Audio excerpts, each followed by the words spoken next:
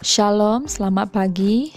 Video ini berisi tentang pembahasan materi beserta latihan-latihan soal Pupena 5A, tema 1 subtema 2, pembelajaran 4 sampai dengan 6. Silakan disimak dan jangan lupa di-subscribe ya, supaya tidak ketinggalan dengan video selanjutnya. Pembelajaran 4 muatan IPS KD 3.1 dan 4.1 kenampakan alam serta keragaman flora dan fauna di Indonesia. Pulau Sumatera, gunungnya meliputi Gunung Leuser, Gunung Kerinci. Sungai ada Sungai Musi, Sungai Asahan. Pulau Sumatera memiliki cukup banyak hutan hujan dan hutan gambut. Floranya ada bungung jumpo, kenanga. Faunanya ada gajah, orangutan, harimau. Selanjutnya Pulau Jawa. Di Pulau Jawa ada Gunung Semeru, Gunung Merapi. Sungainya Sungai Bengawan Solo, Sungai Citarum. Di Pulau Jawa banyak hutan hujan dan terdapat padang rumput kering di Jawa Timur. Floranya meliputi salak condet, gandaria. Faunanya ada banteng, ayam bekisar. Di Pulau Kalimantan, sungainya ada Sungai Kapuas, Sungai Kayahan, dan Sungai Barito. Sebagian besar wilayah Kalimantan ditutupi oleh hutan hujan. Floranya ada anggrek hitam. Faunanya orangutan, pesut, owa, dan bekantan. Pulau Sulawesi ada Gunung Lompo, Gunung Bakang, dan Gunung Malino.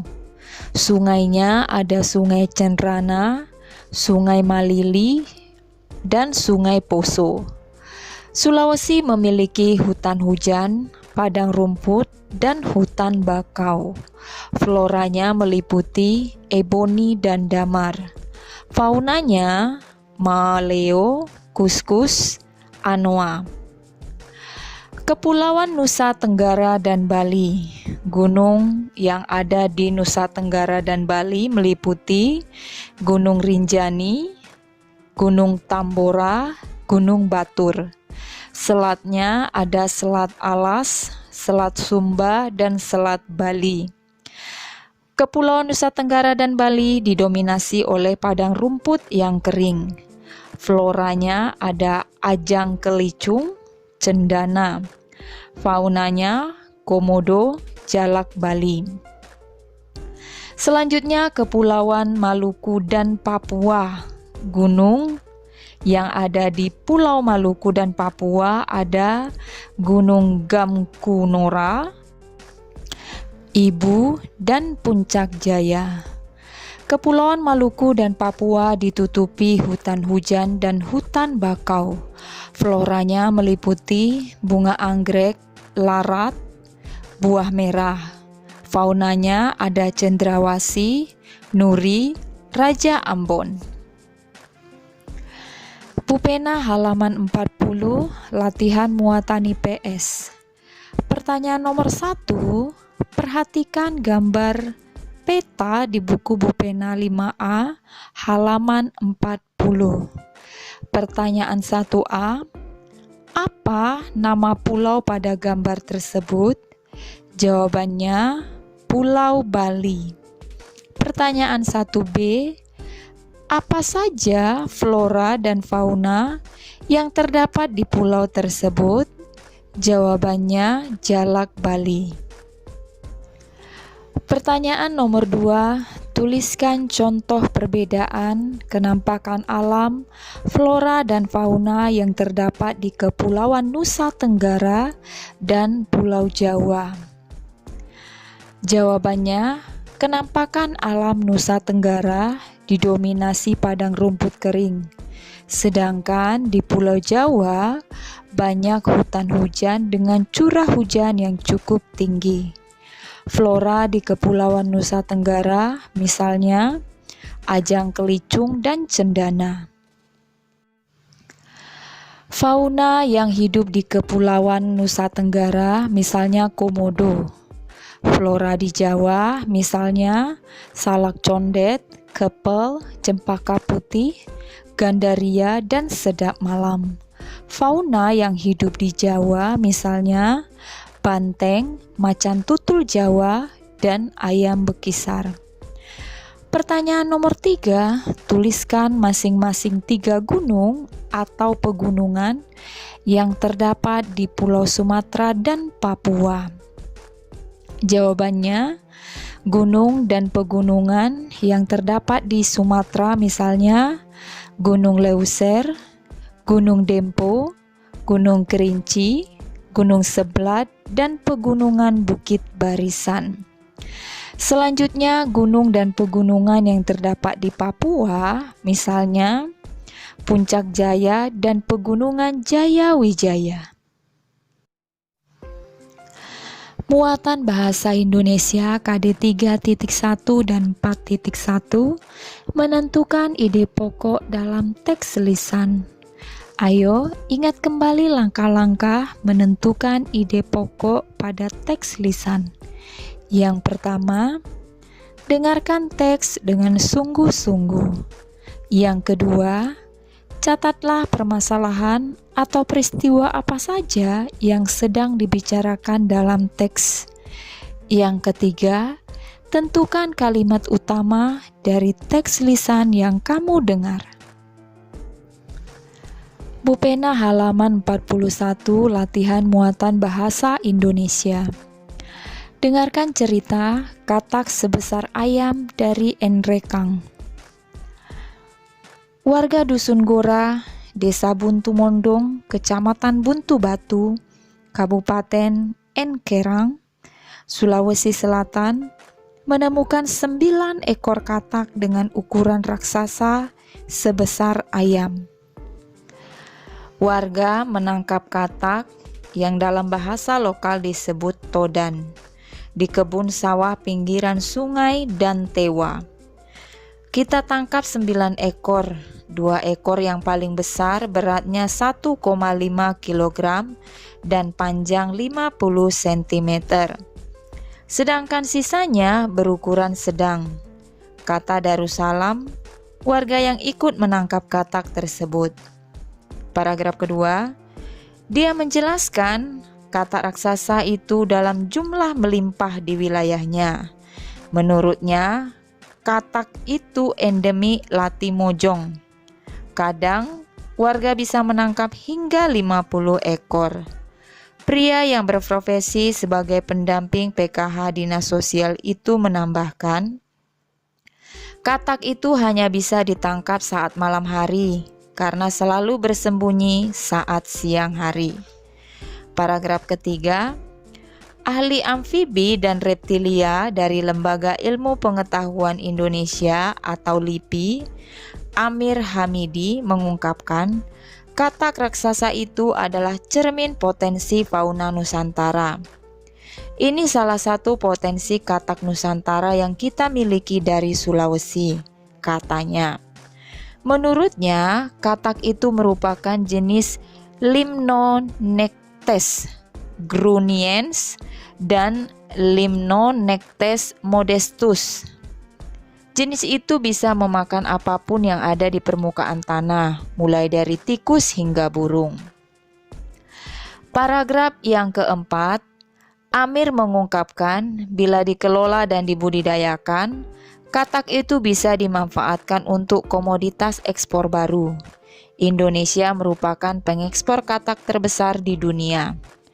Kebanyakan katak yang kita ekspor adalah katak sawah jenis Vegervaria cancrifora, ujar Amir. Sayangnya, katak yang diekspor merupakan hasil eksploitasi langsung dari alam, bukan budidaya. Hal itu akan mengancam kelestarian alam. Pertanyaan nomor 1, apa tema dari teks yang kamu dengar? Jawabannya, potensi fauna Indonesia. Pertanyaan nomor 2, catatlah informasi-informasi penting yang disampaikan dalam teks tersebut. Jawabannya, informasi pentingnya meliputi warga Dusun Gora, Desa Buntu Mondong, Kecamatan Buntu Batu, Kabupaten Enkerang, Sulawesi Selatan, menemukan 9 ekor katak dengan ukuran raksasa sebesar ayam. Selanjutnya informasinya, katak itu endemik Latimojong. Katak raksasa itu adalah cermin potensi fauna Nusantara. Bila dikelola dan dibudidayakan, katak itu bisa dimanfaatkan untuk komoditas ekspor baru. Pertanyaan nomor 3, tuliskan ide-ide pokok dari berita yang kamu dengar. Jawabannya, ide pokoknya, paragraf pertama, tempat penemuan katak. Paragraf kedua, endemik katak. Paragraf ketiga, potensi fauna Nusantara. Dan paragraf keempat, pembudidayaan katak. Muatan PPKN KD 3.1 dan 4.1, sikap kepedulian yang sesuai dengan nilai-nilai Pancasila. Pancasila merupakan pedoman hidup masyarakat Indonesia. Dengan berpegang teguh pada nilai-nilai Pancasila, maka akan terwujud masyarakat Indonesia yang damai dan sejahtera. Sila ke-1, nilai luhur Pancasilanya, hubungan masyarakat Indonesia dengan Tuhan Yang Maha Esa.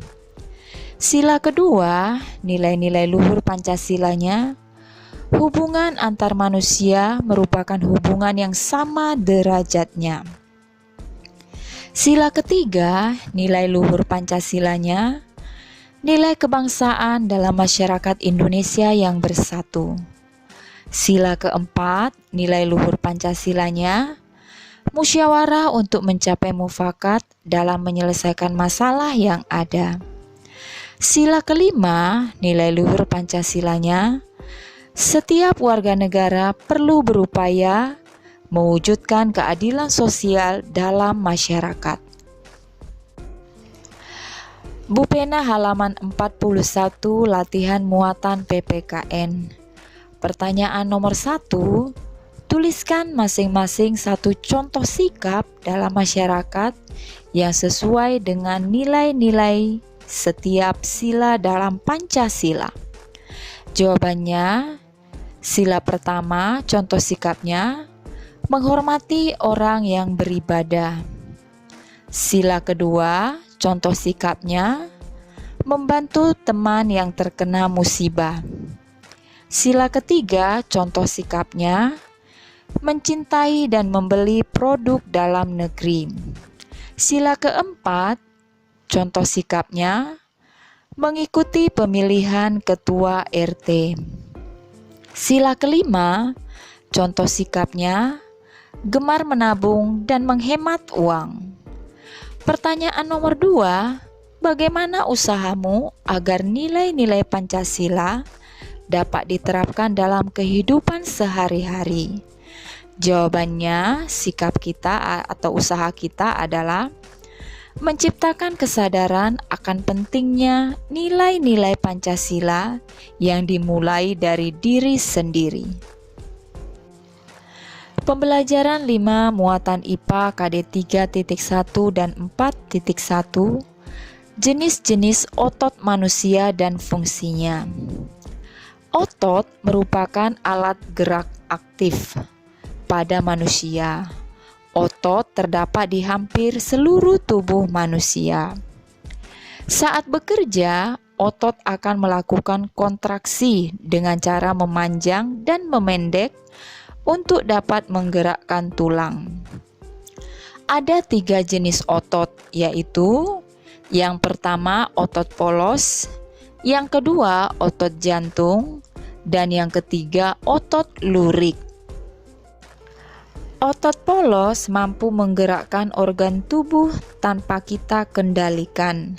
Misalnya, gerakan lambung menghancurkan makanan. Otot jantung menggerakkan jantung. Otot lurik menggerakkan anggota tubuh sesuai keinginan kita. Misalnya, menggerakkan tangan dan kaki. Pena halaman 42 sampai dengan 43, latihan muatan IPA. Pertanyaan nomor 1, apa fungsi otot lurik bagi tubuh? Jawabannya, fungsi otot lurik pada tubuh adalah menggerakkan anggota tubuh sesuai keinginan. Pertanyaan nomor 2, apakah fungsi otot polos dan otot jantung sama? Jelaskan jawabanmu. Jawabannya hampir sama, yaitu sama-sama menggerakkan organ tubuh tanpa kita kendalikan. Tetapi otot jantung hanya menggerakkan organ jantung. Pertanyaan nomor 3, perhatikan gambar anggota tubuh manusia di buku Pena 5A halaman 42. Tuliskan anggota tubuh dan jenis otot yang terdapat di dalamnya. Jawabannya, gambar A itu lambung, jenis otot polos. Gambar B mulut, jenis ototnya otot lurik. Gambar C kaki, jenis ototnya otot lurik. Gambar D jantung, jenis ototnya otot jantung. Gambar E tangan, jenis ototnya otot lurik. Dan gambar F usus, jenis ototnya otot polos. Muatan Bahasa Indonesia KD 3.1 dan 4.1 mengidentifikasi ide pokok dalam teks lisan. Ide pokok merupakan inti pembahasan dari suatu teks. Langkah-langkah yang perlu diperhatikan untuk mengidentifikasi ide pokok dari teks lisan yaitu: 1. Dengarkan teks dengan sungguh-sungguh. 2. Catatlah semua peristiwa yang sedang dibicarakan dalam teks. 3. Tentukan topik serta kalimat utama yang menjadi inti dari teks lisan. 4. Tentukan ide pokok dari teks lisan berdasarkan kalimat utama yang telah ditentukan. 5. Tulislah setiap ide pokok dari teks yang didengar ke dalam tabel. Pena halaman 43, latihan muatan bahasa Indonesia. Dengarkan ketika gurumu membacakan teks berjudul Otot-otot pada tubuh manusia. Otot-otot pada tubuh manusia. Otot adalah daging tubuh. Otot menonjol dan bergelombang tepat di bawah kulit. Otot tersusun dalam lapisan bersilangan ke arah bawah sampai ke tulang. Fungsi otot bermacam-macam. Antara lain menggerakkan tulang, membentuk ekspresi wajah, menggerakkan jantung, tempat pembuluh darah, dan menyimpan cadangan makanan. Itu paragraf pertama. Paragraf keduanya, berdasarkan letak dan fungsinya, otot dibedakan menjadi 3 macam, yaitu otot lurik, otot polos, dan otot jantung. Otot lurik atau lebih dikenal dengan otot rangka merupakan otot-otot yang melekat pada tulang manusia.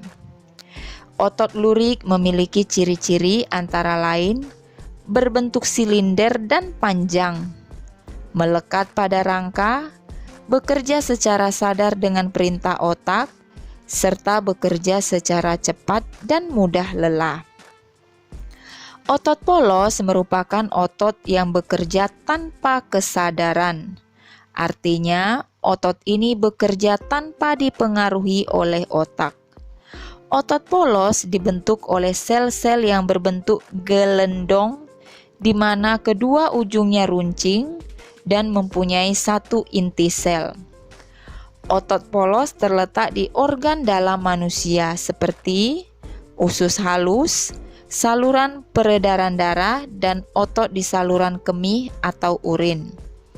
Otot jantung merupakan otot yang terletak di jantung. Otot jantung bekerja secara terus-menerus tanpa istirahat atau berhenti. Otot jantung merupakan perpaduan antara otot lurik dan otot polos. Karena adanya persamaan yang ada pada otot jantung, misalnya memiliki sisi gelap terang dan inti sel yang berada di tengah. Otot jantung berfungsi dalam memompa darah ke seluruh tubuh. Nah, perintahnya adalah setelah mendengarkan cerita atau teks tentang otot-otot pada tubuh manusia, catatlah informasi penting dari teks yang kamu dengar. Nah, di sini membuat contohnya ya.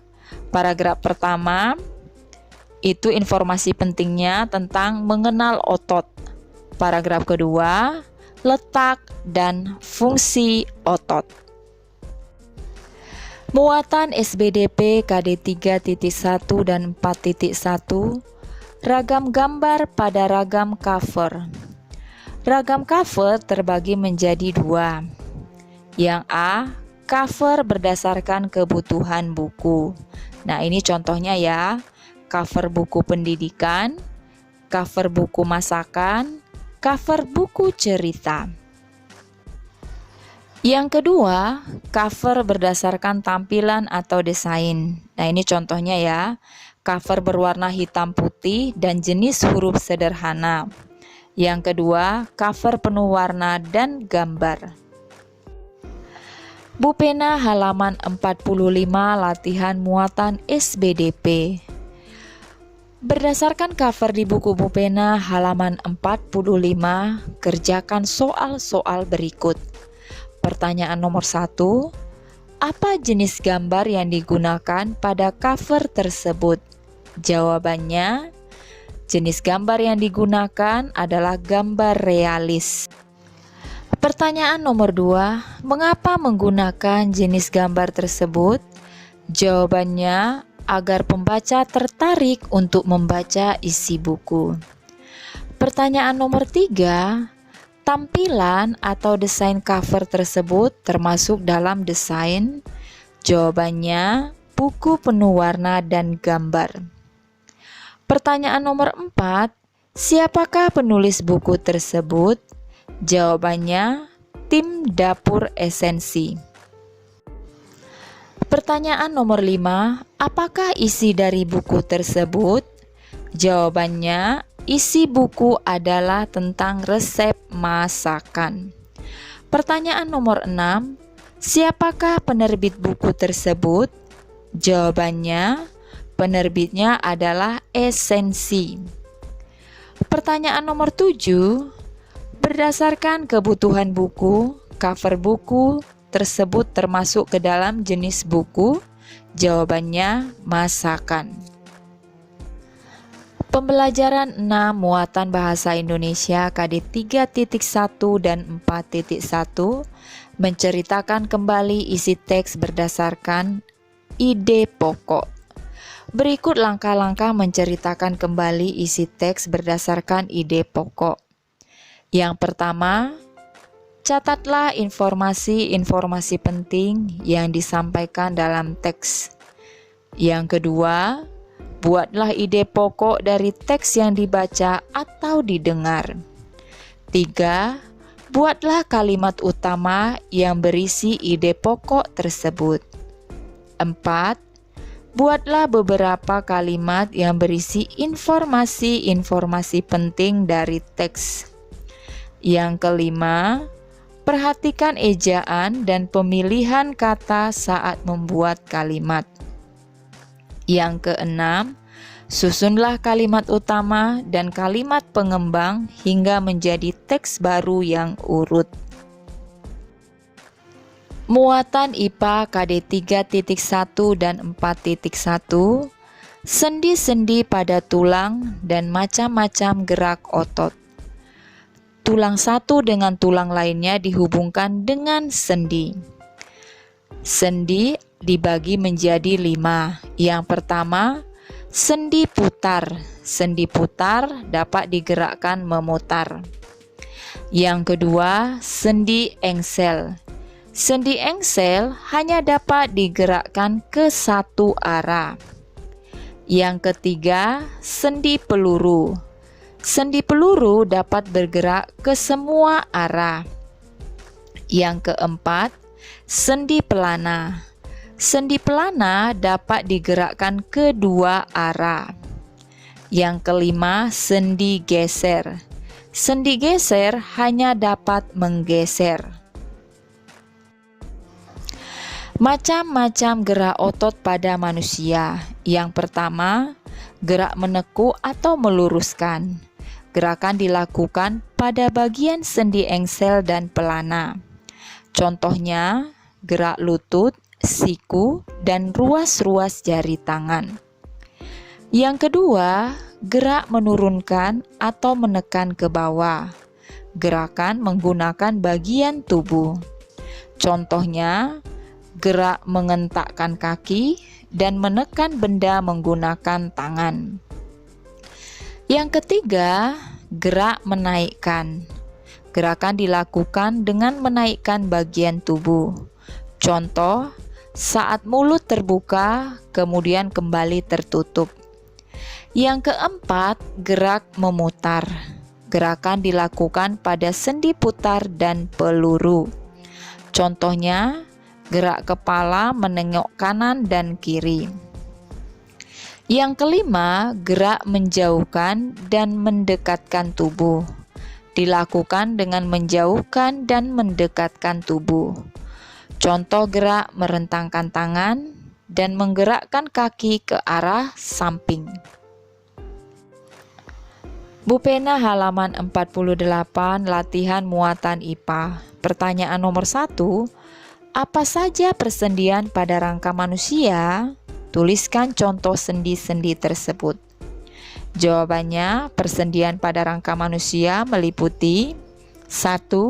Sendi putar, pertemuan tulang leher dan tulang tengkorak. 2. Sendi engsel, pertemuan tulang lengan atas dan tulang hasta. 3. Sendi peluru, antara tulang panggul dan tulang paha. 4. Sendi pelana, antara tulang telapak tangan dan tulang ibu jari. 5. Sendi geser, antara tulang-tulang pergelangan kaki. Pertanyaan nomor 2. Di mana letak sendi engsel pada tubuh manusia? Jawabannya, sendi engsel terdapat pada pertemuan antara tulang lengan atas dan tulang hasta. Pertanyaan nomor 3, di mana letak sendi pelana pada tubuh manusia? Jawabannya, sendi pelana terdapat pada pertemuan antara tulang telapak tangan dan tulang ibu jari. Pertanyaan nomor 4, perhatikan gambar di buku Bu Pena halaman 48. Termasuk gerak otot manakah gerakan anak pada gambar tersebut? Jawabannya, gerak menjauhkan dan mendekatkan tubuh. Muatan SBDP KD 3.1 dan 4.1, menggambar cover. Gambar sebuah cover sebaiknya memiliki unsur-unsur berikut. 1. Judul dengan jenis huruf yang menarik atau mencolok. 2. Kalimat penjelas judul singkat dan mudah dipahami. 3. Nama penulis. 4. Identitas penerbit. 5. Gambar yang menarik. 6. Sinopsis isi buku pada cover belakang. 7. Identitas buku pada punggung buku. Nah, sekian saja pembahasan hari ini. Shalom.